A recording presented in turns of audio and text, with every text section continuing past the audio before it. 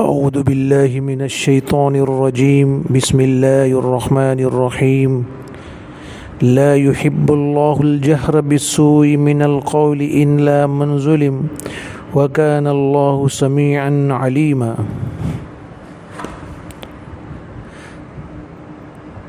محترم بھائیوں، بزرگوں، دوستوں، یہ چھٹا پارہ شروع ہو رہا ہے جس میں سب سے پہلے اللہ سبحانہ و تعالی بیان فرما رہے ہیں کہ کسی آدمی کی علانیہ طور پہ برائی کرنا جائز نہیں ہے، کوئی بھی آدمی ہو، اور مناسب بھی نہیں ہے، اس لیے کہ اس کی ذلت ہو اور اس کی نسبت میں کوئی شک باقی نہیں رہے گا۔ ہاں، اگر وہ آدمی ایسا ہے کہ جس کی برائی عام ہے، لوگوں کو چوکنا کرنے کے لیے اگر اس کی برائی کی جاتی ہے اور لوگوں کو آگاہ کرنے کے لیے اس کی برائی کو علی الاعلان بیان کیا جا رہا ہے تاکہ دوسرے لوگ اس کے ظلم سے محفوظ رہے، تو شریعت نے اس کی گنجائش دی ہے۔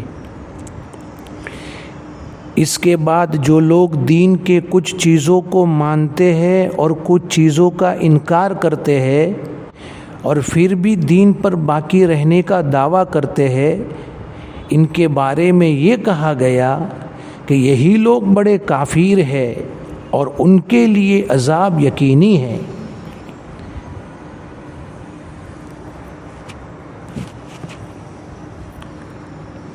ساتھ ہی مکمل طور پہ دین کو ماننے والے لوگوں کی بھی تعریف کی گئی۔ پھر آیت نمبر 153 اور 54 میں اللہ کے نبی صلی اللہ علیہ وسلم کو یہودیوں کی ایک حماقت سے نہ گھبرانے کی نصیحت کی گئی ہے۔ انہوں نے آپ علیہ السلام سے یہ مطالبہ کیا تھا کہ ہمارے لیے ایک خاص کتاب آسمان سے منگوا دیجئے تو ہم آپ کی نبوت کو ماننے کے لیے تیار ہیں۔ اللہ سبحانہ و تعالیٰ نے آپ کو نصیحت فرمائی کہ ایسا مطالبہ یہودیوں کے لیے کوئی بڑی چیز نہیں ہے، یہ تو موسیٰ علیہ السلام سے بھی اس سے بھی بڑا مطالبہ کر چکے ہیں کہ آپ اللہ کو ہمیں بالکل کھلی آنکھیں دکھا دے تو ہم آپ کی نبوت کو ماننے کے لیے تیار ہے۔ اس کے بعد آیت نمبر 155 سے 159 تک آیتوں میں خاص طور سے یہودیوں کے حضرت عیسیٰ علیہ السلام کے قتل کرنے کے دعوے کو غلط ٹھہرا رہے ہیں۔ ان کا عقیدہ یہ تھا کہ عیسیٰ علیہ السلام کو ہم نے سولی دے دی ہے اور ان کو قتل کر دیا ہے۔ اللہ سبحانہ و تعالیٰ نے ان کے اس دعوے کو غلط ٹھہرایا اور یوں کہا کہ نہ تم نے ان کو سولی دی ہے نہ ان کو قتل کیا ہے، بلکہ ہم نے عیسیٰ علیہ السلام کو اپنی قدرت سے آسمانوں کے اوپر اٹھا لیا ہے۔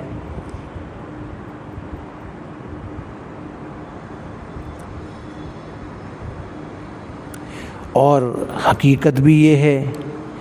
اللہ سبحانہ و تعالیٰ نے آپ کو دنیا سے اٹھا لیا جس کا ہر یہودی بھی مرنے سے پہلے اقرار ضرور کرے گا،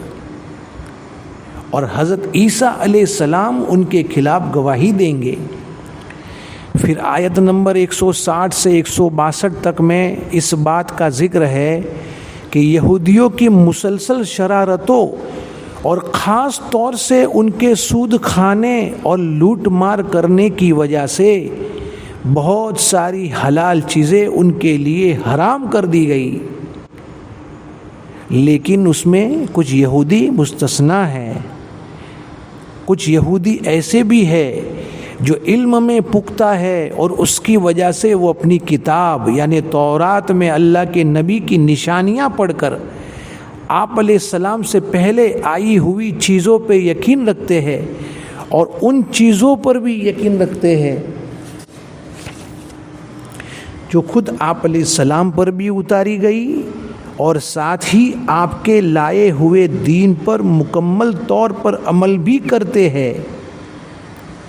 یعنی اسلام قبول کر لیتے ہیں، ظاہر ہے انہیں اپنے نیک عمل کا ثواب ضرور ملے گا۔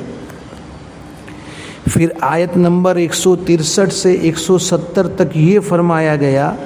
کہ اسلام کوئی نئی چیز نہیں ہے، بلکہ اس سے پہلے کے تمام انبیاء کو جو چیز دی گئی تھی وہی چیز کچھ جزوی تبدیلی کے ساتھ اسلام میں بھی موجود ہے، اور اللہ تعالیٰ خود ہی گواہی دیتے ہیں کہ جو چیز بھی انہوں نے محمد صلی اللہ علیہ وسلم پر اتاری ہے وہ اپنے علم سے اتاری ہے، تو پھر اسلام کے صحیح ہونے پر اللہ تعالیٰ سے بڑا گواہ کون ہو سکتا ہے؟ اس لیے نہ صرف یہودیوں کے لیے بلکہ پوری دنیا کے انسانوں کے لیے نجات اسی میں ہے کہ وہ اسلام کو اپنا دین سمجھ لے اور اپنا لے۔ اس کے بعد آیت نمبر 175 تک عیسائیوں کے عقیدے کی تردید کی گئی ہے۔ عیسائیوں کا یہ عقیدہ ہے اور بڑا عجیب عقیدہ ہے، وہ کہتے ایک اللہ خدا نہیں ہے، نعوذ باللہ، بلکہ 3 لوگ مل کے خدا ہے۔ ایک اللہ سبحانہ و تعالیٰ کی ذات، دوسرا حضرت مریم علیہ السلام، اور تیسرا حضرت عیسیٰ علیہ السلام۔ یہ تینوں مل کے خدا ہے، ثالث ثلاثہ، 3 کا عقیدہ ہے ان کا۔ اللہ سبحانہ و تعالیٰ نے اس آیت میں ان کے اس عقیدے کی تردید فرمائی کہ ایک اللہ کی بجائے 3 کو معبود مانتے ہو، تمہیں شرم نہیں آتی؟ ساتھ ہی پوری دنیا کے انسانوں کو یہ اعلان کیا کہ ان کی طرف سے بالکل کھلی ہوئی دلیل آ چکی ہے، جو دین اسلام کو قبول کرے گا اس پہ اللہ کی رحمت کی بارش ہوگی اور وہ صحیح راستے پر ہوگا۔ صرف خدا ایک ہی ہے، 3 نہیں ہیں۔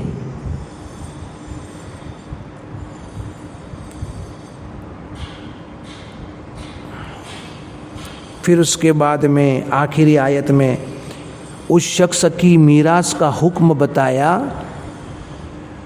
جس کی موت کے وقت نہ تو اس کے ماں باپ زندہ ہے اور نہ کوئی اس کی اولاد ہے، جس کو کلالہ کہتے ہیں۔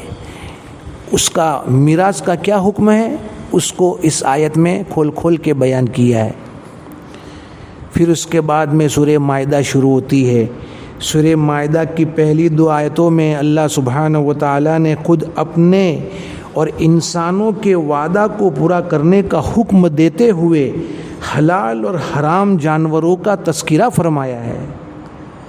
پھر اپنی نشانیاں، مثال کے طور پر حرمت والے مہینے، قربانی کے لیے کعبہ کی طرف بھیجے جانے والے جانور، اور وہ پٹا جو قربانی کے جانور کے گلے میں ہوتا ہے، اور یہ ساری چیزیں اللہ کی خوشنودی کی غرض سے کی جا رہی ہو، ان سب کے احترام کرنے کا حکم دیا ہے۔ اسی طریقے پر جو لوگ بیت الحرام کی طرف روخ کرتے ہیں، یعنی حج یا عمرہ کے لیے جاتے ہیں، ایسے شخصوں کا بھی احترام کرنے کا حکم اللہ سبحانہ و تعالیٰ بیان فرما رہے ہیں۔ یہ چیزیں احرام کی حالت میں حرام ہیں، لیکن جب احرام کھل گیا، اب حلال ہو گیا، تو اب یہ شکار کرنے کی اس کو اجازت ہے، جس کا تذکرہ اوپر تھا کہ اب اجازت نہیں ہے۔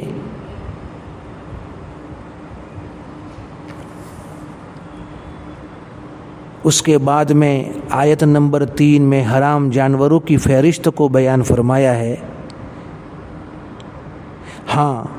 ان جانوروں کا گوشت کھانا حرام ہے، مگر ایک حالت میں، جب آدمی بھوک کی وجہ سے بلبلا رہا ہو، بالکل موت کے آخری بارڈر پر ہو کہ اگر کچھ نہیں کھائے گا تو اس کی موت واقع ہو جائے گی، شریعت نے اس کو حکم دیا ہے کہ یہ حرام جانور جس کا کھانا حرام ہے، ایسے مجبوری کی حالت میں اس میں سے اتنا کھا لے جس سے اس کی جان بچ جائے، اس کی شریعت نے اجازت دی ہے، لیکن اتنا نہ کھائے کہ پورا پیٹ بھر لے وے۔ پھر اس کے بعد میں آیت نمبر 5 میں اس بات کا بیان ہے کہ مسلمانوں کے لیے یہودی نصارہ کا کھانا کھانا جائز ہے، اور ان کے لیے مسلمانوں کا کھانا کھانا بھی جائز ہے۔ اسی طرح ان کی لڑکی سے نکاح کو جائز بتلایا، جبکہ نکاح کی دوسری شرطیں بھی پوری ہو رہی ہو اور بعض ضابطہ طور پر زندگی گزارنا مقصود ہو، نہ کہ پیسے دے کر وقتی طور پر خواہش پوری کرنا مقصود ہو۔ لیکن یہ اس زمانے کی بات ہے جب یہودی اور نصرانی اپنے حقیقی مذہب پر تھے۔ آج کے زمانے میں جو یہودی اور نصرانی ہیں وہ اپنے مذہب پر برقرار نہیں ہے، وہ دہریہ ہے، کافر ہے، ناستک ہے۔ لہٰذا آج کے زمانے میں کسی یہودی اور نصرانی عورت سے لڑکی سے شادی کرنا جائز نہیں۔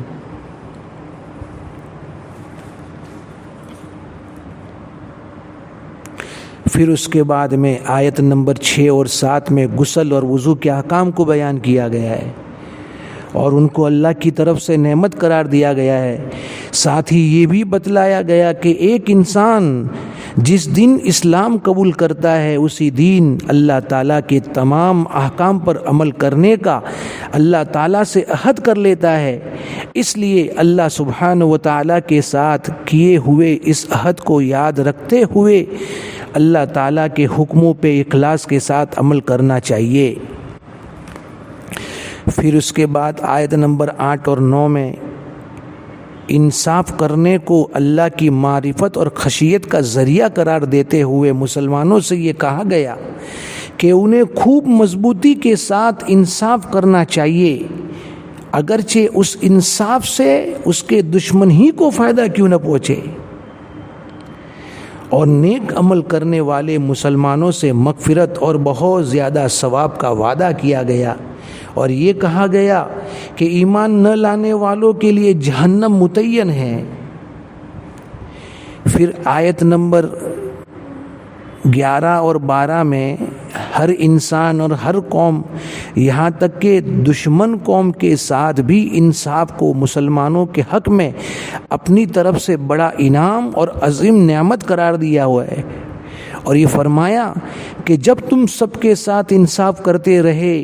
تو دشمن قوم اپنی پوری کوششوں کے بعد بھی تمہارا کچھ نقصان نہیں کر سکتی، بلکہ دوسرے لوگ تمہارے ساتھ آ جائیں گے اور آخر کار تمہیں ہی مکمل عزت اور غلبہ حاصل ہوگا۔ اس لیے مسلمانوں کو ہمیشہ ہی اللہ کی مدد پر یقین رکھتے ہوئے ہر حال میں ہر ایک کے ساتھ انصاف کا معاملہ کرنا چاہیے۔ اور یہ بھی کہا گیا کہ اللہ کے حکموں پر چلنے کا عہد صرف تم سے ہی نہیں کیا گیا بلکہ اس سے پہلے یہودیوں سے بھی لیا گیا تھا، جس کی شکل یہ ہوئی تھی کہ ان کے 12 خاندانوں میں سے ہر ایک سے ایک سردار چن لیا گیا تھا۔ ان سرداروں میں سے ہر ایک نے یہ وعدہ کیا کہ ہم خود بھی عمل کریں گے اور اپنے خاندان کے لوگوں کو بھی عمل کروائیں گے۔ پھر آیت نمبر 13 اور 14 میں یہ بتلایا گیا کہ ان لوگوں نے اپنے وعدے کو پورا نہیں کیا، جس کی وجہ سے ان پر اللہ کی لعنت ہوئی اور ان کے دل اللہ کی ہدایت قبول کرنے سے سخت کر دیے گئے۔ اب ان کا حال یہ ہے کہ اپنی مذہبی کتاب کو اپنے من کے مطابق بدلتے رہتے ہیں اور ہمیشہ کوئی نہ کوئی گڑبڑی کرتے رہتے ہیں، لیکن مسلمانوں کو انہیں نفرت کی نگاہ سے ہر حال میں نہیں دیکھنا چاہیے۔ اسی طرح عیسائیوں نے بھی اپنا وعدہ بھلا دیا۔ اس کے نتیجے میں ان کے آپس میں ہی دشمنی ڈال دی گئی اور وہ قیامت تک ایک دوسرے کے دشمن ہوتے رہیں گے۔ پھر آیت نمبر 15 سے 18 تک میں خاص طور سے حضرت عیسیٰ علیہ السلام کے خدا ہونے کے عقیدے کا رد کرتے ہوئے، جیسا کہ اس کے پہلے بھی آ چکا ہے، فرمایا گیا کہ اگر اللہ تعالیٰ عیسیٰ اور حضرت مریم علیہم السلام اور دنیا کے تمام انسانوں کو موت دینا چاہے تو کیا تم میں سے کوئی روک سکتا ہے؟ یہ بات بتلائی، ظاہر بات ہے کہ نہیں روک سکتا۔ تو جب خدا کا مطلب تو یہ ہے کہ اس پہ کسی کا بس نہ چلے اور اسے کوئی بھی موت نہ دے سکے، تو پھر حضرت عیسیٰ علیہ السلام اور مریم علیہ السلام خدا کیسے بن سکتے ہیں؟ پھر آگے آیت نمبر 20 سے 26 تک یہودیوں کی ایک نافرمانی اور اس کی سزا کا ذکر ہے۔ جب موسیٰ علیہ السلام کی برکت سے اللہ سبحانہ و تعالیٰ نے فرعون کو دریا میں ڈبا دیا اور یہ بنی اسرائیل نے ان کے ظلم و ستم سے نجات پالی اور مصر پر قبضہ کر لیا، تو اللہ سبحانہ و تعالیٰ کے حکم سے موسیٰ علیہ السلام نے ان سے کہا کہ چلو اس بستی کو قبضے کرنے کے لیے جو ہمارے باپ داداؤں کی بستی ہے، مراد اس سے ملک شام فلسطین ہے، چلو اس کو قبضہ کرنے کے لیے، یہ تو ہمارے باپ داداؤں کا گاؤں اور شہر ہے۔ یہ بنی اسرائیل اتنے بدماش تھے، حالانکہ اللہ نے ان کو مصر قبضے میں دیا ہے، فرعون اور اس کے ظلم سے ان کو نجات دی ہے، تو اللہ کے اور اللہ کے نبی کے اس حکم کو ماننا چاہیے تھا، لیکن انہوں نے اس کا انکار کر دیا۔ اور صرف انکار نہیں کیا بلکہ عجیب قسم کی گستاخی کر بیٹھے، اور انداز بھی دیکھیے کیا کہتے ہیں کہ اے موسیٰ آپ اور آپ کا رب دونوں جاؤ، ہم تو یہاں بیٹھے ہیں، ہم اس ملک کے اندر اس وقت تک داخل نہیں ہو سکتے جب تک کہ تم اس ملک کو فتح نہ کر لو۔ ان کے اس گستاخی کی سزا اللہ سبحانہ و تعالیٰ نے یہ دی کہ 40 سال تک اس میدان طی کے اندر ان کو گھیرے رکھا، اور حال یہ تھا کہ ایک آدمی صبح سے شام تک اس میدان سے نکلنے کے لیے چلتا رہتا، لیکن صبح کو جہاں سے چلنا شروع کیا تھا شام کو وہی کا وہی ہوتا تھا۔ یہ سزا دی ان کو اس نافرمانی کی، 40 سال تک میدان طی میں گھما کے رکھا، راستہ ہی بھول گئے باہر نکلنے کا۔ اس کے بعد میں پھر آیت نمبر 27 سے 33 تک میں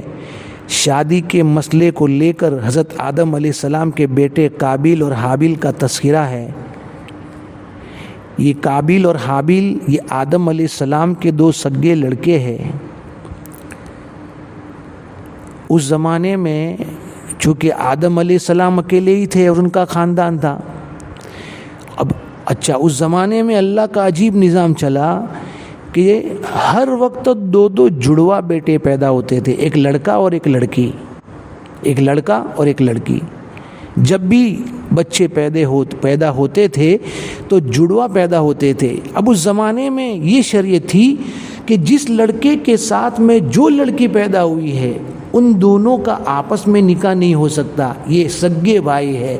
لیکن دوسرے وقت میں جو لڑکی لڑکا پیدا ہوئے ہیں ان کا ایک دوسرے سے، یعنی پہلے والے لڑکے کا دوسرے والی لڑکی سے اور دوسرے والے لڑکے کا پہلے والی لڑکی سے نکاح جائز ہے۔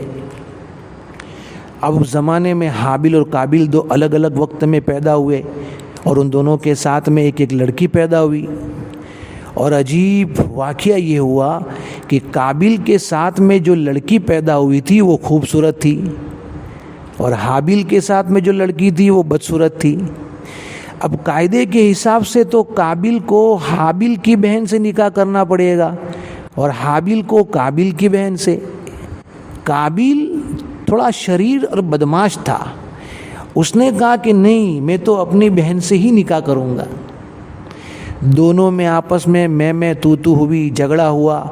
قرآن اندازی کی گئی، قرآن اندازی کے اندر بھی اس کی بات نہیں چلی۔ آخر میں قابیل جو ہے اس خوبصورت لڑکی سے جو اس کی سگی بہن ہے جو اس کے ساتھ میں پیدا ہوئی تھی اس سے نکاح کرنے کے لیے ایک بہت بڑا جرم اس نے کر دیا کہ اپنے سگے بھائی حابیل کو اس نے قتل کر دیا۔ اس واقعے کو اللہ سبحانہ و تعالیٰ نے قرآن پاک میں بیان کیا ہے۔ واقعے کے کہنے کا مقصد یہ ہے کہ یہ دنیا میں پہلا قتل ہے جو قابیل نے کیا ہے۔ قیامت تک جتنے قتل ہوتے رہیں گے ان سب کا وبال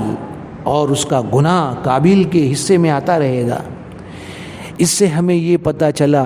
کہ ہم دنیا میں جب تک رہے کوئی اچھی عادت، اچھا عمل کا رسم و رواج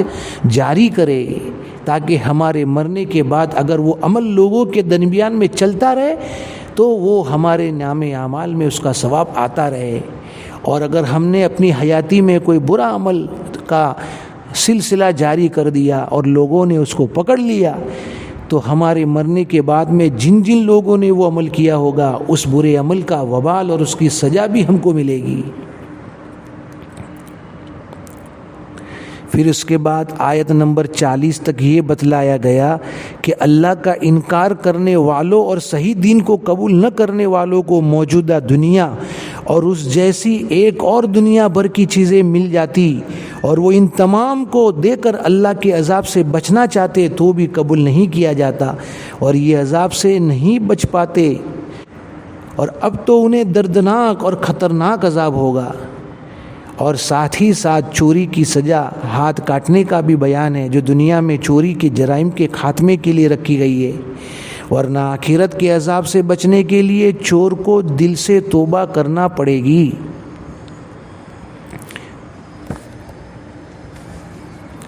پھر اس کے بعد آیت نمبر 41، 42، 43 میں یہودیوں کی طرف سے شرارت کے دو خاص واقعوں کی طرف اشارہ کرتے ہوئے اللہ سبحانہ و تعالیٰ اپنے نبی کو تسلی دے رہے ہیں کہ ان کی شرارتوں سے آپ غمگین نہ ہوئیے، آپ ان سے ڈریے نہیں، ان کے ایمان کی فکر میں گھلنے کی ضرورت نہیں ہے، بلکہ آپ ہر موقع پر اپنے حساب سے کام کرتے رہیے۔ یہ لوگ دنیا اور آخرت دونوں جگہ پر ذلیل ہوں گے، اور یہی ہوا۔ وہ دو واقعہ کون سے تھے؟ پہلے واقعہ یہ ہے جس کا خلاصہ یہ ہے کہ مدینہ میں دو قبیلے تھے، یہ بنو قریظہ، بنو نذیر۔ یہ بنو نذیر مالدار لوگ تھے، متوعل لوگ تھے، اور بنو قریظہ جو ہے وہ غریب لوگ تھے۔ بنو نذیر چونکہ مالدار تھے اس لیے اپنی مالداری کا رعب بنو قریظہ پر ڈالتے تھے۔ کوئی بھی مسئلہ پیش آتا تو وہ اپنے مال کی وجہ سے اس مسئلے کو دبا دیتے، بلکہ ہر عمل میں بنو قریظہ پر ظلم کرتے تھے۔ مثال کے طور پہ اگر بنو قریظہ میں سے کسی نے بنو نذیر کے ایک آدمی کو قتل کر دیا ہے تو بنو نذیر اس کے قصاص میں بنو قریظہ کے دو آدمی کو قتل کرتے تھے۔ اگر بنو قریظہ نے کسی ایک عورت کو بنی نذیر کی ایک عورت کو قتل کیا ہے تو بنو نذیر جو ہے ایک عورت کو نہیں قتل کرتے تھے، اس کے بدلے میں آدمی کو قتل کرتے تھے۔ اگر بنو قریظہ بنو نذیر کے کسی غلام کو قتل کرتے تھے تو بنو نذیر ان کے آزاد آدمی کو قتل کرتے تھے۔ یہ ایک قتل کرتے تھے، وہ دو کو قتل کر کے قصاص لیتے تھے۔ یہ بہت بڑا ظلم و ستم ان پر ڈھایا جا رہا تھا۔ لیکن جب حضور پاک علیہ السلام مدینہ میں تشریف لے آئے اور آپ کو ان کی گڑبڑی کا پتہ چلا تو آپ نے حکم دیا کہ یہ ظلم و ستم نہیں اب سہا جائے گا، اب انصاف کا معاملہ کیا جائے گا۔ بنو قریظہ کو کچھ ہمت اور ڈھارس بنی کہ اب ہمارے انصاف کرنے کے لیے کوئی شخص آیا ہے، لیکن چونکہ بنو نذیر جو ہے وہ شریر اور بدماش قسم کے لوگ تھے، وہ دل کی گہرائی سے تو آپ علیہ السلام کے حکم کو نہیں مانتے تھے، لیکن مجبوراً آپ علیہ السلام کے حکم کو مان رہے تھے۔ تو ایک تو اس کا تذکرہ ہے۔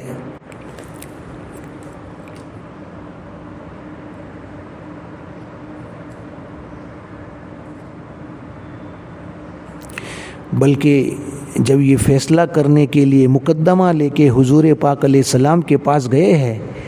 تو انہوں نے اپنے ساتھیوں سے کہا کہ دیکھنا اگر حضور ہمارے مزاج کے مطابق فیصلہ کرتے ہیں تو اس کو مان لینا، اور اگر ہمارے مزاج کے خلاف کرتے ہیں تو اس کو مت ماننا۔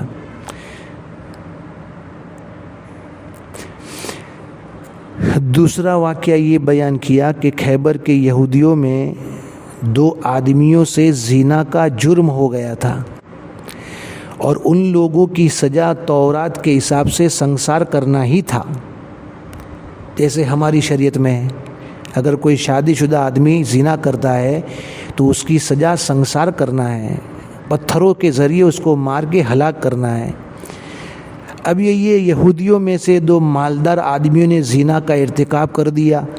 تو تورات کے حساب سے بھی ان کو سنسار کرنا چاہیے، لیکن ان کو پتہ تھا کہ شریعت اسلام جو ہے وہ بہت نرم مزاج والا مذہب ہے، کیوں نہ ہم ہمارے اس جرم کی سزا حضور پاک علیہ السلام کے پاس اس کا فیصلہ کروائے۔ یعنی یہودی یوں سمجھے کہ سنسار کرنے سے تو بچ جائیں گے، چلو حضور کے پاس جاتے ہیں، شاید کوئی ہلکا والا کوئی حکم نازل ہو۔ آپ علیہ السلام نے ان سے پوچھا کہ بھئی آپ کی تورات میں کیا حکم ہے؟ تو کہا کہ سنسار کرنا۔ آپ نے فرمایا کہ پھر ہماری شریعت میں بھی سنسار کرنا ہے، کوئی نرمی والا پہلو اختیار نہیں کیا جائے گا۔ لیکن ان یہودیوں نے اس بات کو نہیں مانا۔ پھر آیت نمبر 44 سے 50 تک کا خلاصہ یہ ہے کہ شروع کی 2 آیتوں میں یہودیوں کی طرف سے تورات میں تبدیلی کرنے کی مذمت کا بیان ہے، اور خاص طور سے قصاص کا ذکر فرمایا گیا، کیونکہ پچھلی آیتوں میں تورات میں موجود قصاص کے حکم میں تبدیلی ہی کا واقعہ پیش آیا تھا، اوپر جو ہم نے آپ کو بتایا، اور انہیں اس عمل کی وجہ سے کافر اور ظالم کہا گیا۔ تیسری آیت میں اہل انجیل یعنی عیسائیوں کو بھی اس میں رد و بدل سے منع کرتے ہوئے ایسا کرنے والوں کو سرکش اور نافرمان بتلایا گیا۔ چوتھی اور 5ویں اور 6ٹھی آیت میں نبی کریم صلی اللہ علیہ وسلم کو متوجہ کر کے مسلمانوں کو اس بات کی ہدایت دی گئی کہ کہیں ایسا نہ ہو کہ مسلمان بھی یہودی اور نصرانی کی اس بیماری کے شکار ہو جائے اور وہ بھی اللہ کے حکموں کو بدلنا شروع کر دے وے، یا اللہ تعالیٰ کے قانون کے خلاف اپنی طرف سے کوئی نیا قانون بیان نہ کرنے لگ جائے۔ اس کے بعد میں فرمایا کہ جتنے بھی انبیاء تشریف لائے ہیں سب کی تعلیمات اصل کے لحاظ سے ایک ہی تھی، سب کے سب ایک ہی عقیدے اور طریقے کے پابند رہے ہیں، لیکن حکمت اور بندوں کی مصلحت کی وجہ سے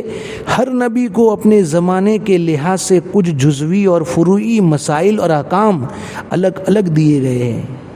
پھر اس کے بعد آیت نمبر 58 تک میں بیان کیا گیا، جس کے مضمون کا خلاصہ یہ ہے کہ اسلام کی اصل روح تو یہ ہے کہ مسلمان دنیا کے تمام انسانوں کے ساتھ رواداری، ہمدردی اور انصاف کا معاملہ کرے، لیکن ان سے اتنی محبت نہ کی جائے جو اسلام اور اسلامی شعائر پر باقی رہنے میں رکاوٹ بن جائے۔ غیروں سے دوستی کرنا منع نہیں ہے، لیکن اتنی دوستی کرنا کہ جس سے ہمارے اسلام میں ضرب پڑے اور آہستہ آہستہ اسلامی تشخص ختم ہو جائے، ایسی دوستی کرنے سے شریعت نے منع فرمایا ہے۔ اور اگر مسلمانوں میں سے کچھ ایسے کرتے ہیں یعنی غیروں سے دوستی کرتے ہیں تو اسلام کی اشاعت اور پھیلاؤ پہ اس کا کوئی فرق نہیں پڑے گا، بلکہ نقصان خود ایسا کرنے والوں کا ہی ہوگا۔ اس کے بعد آیت نمبر 63 تک میں یہ بتلایا گیا کہ اہل کتابوں کو مسلمانوں سے کوئی اور تکلیف نہیں، بس تکلیف اس بات کی ہے کہ انہوں نے اسلام قبول کر لیا ہے، اور ان میں سے کچھ منافق بھی ہے جو مسلمانوں کے سامنے کچھ اور ان کے غائبانہ کچھ اور کہتے ہیں، سامنے کچھ کہتے ہیں، غائبانہ کچھ اور کہتے ہیں۔ اس